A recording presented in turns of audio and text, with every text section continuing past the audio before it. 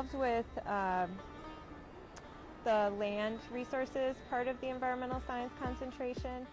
So I work with students a lot using GPS and GIS technologies, geographic positioning systems, geographic information systems, and incorporating those into their research projects. I'm also a plant scientist, which means that I like to identify plants. I go out and study them out in the field. So I'm involved in a lot of habitat restoration work, mainly dealing with restoring native habitats like plants, prairie habitats, and also studying invasive plants and their impacts on the environment. So that's my involvement in the environmental science concentration. I also teach ecology and plant taxonomy, plant ecology, a lot of the general education classes.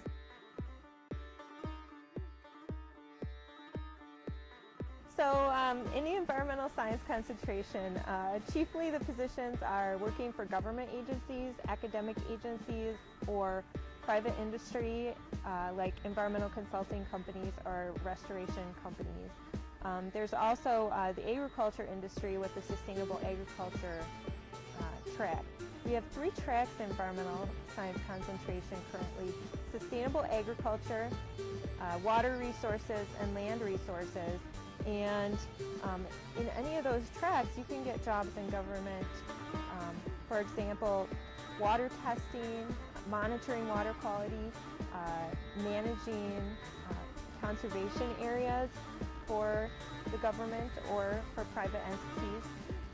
Another option with the sustainable agriculture is to work for a sustainable agriculture company, run your own business, for example. Those are some really cool jobs that are becoming more and more important in today's society.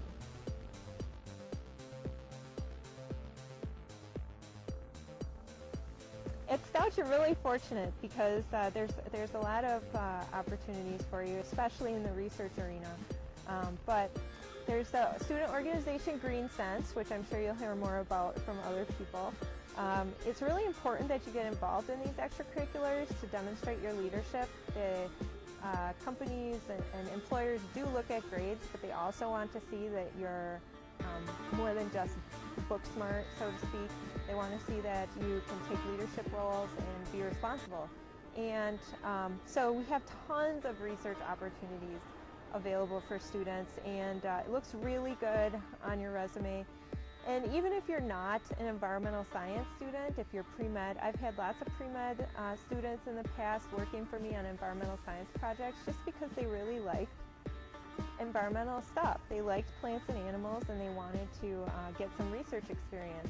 And that looks good, whether it's for pre-dentistry or pre-pharmacy or pre-med. It just looks good to have some research experience on your resume.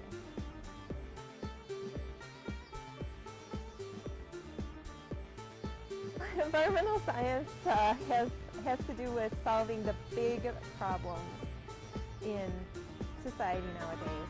We're running out of resources and our population is growing. So what do we do about this? How do we preserve what we have and best use what we have? And so it means trying to work at lessening the effects of global climate change. It's not just, putting in preventative measures for global climate change, but also what do we do now that it's here? How do we deal with it? What are the plants and animals going to do? That's why somebody should consider pursuing environmental science, is because they have the opportunity to do something that they love, to get a career doing something that they love and they know is good for the planet.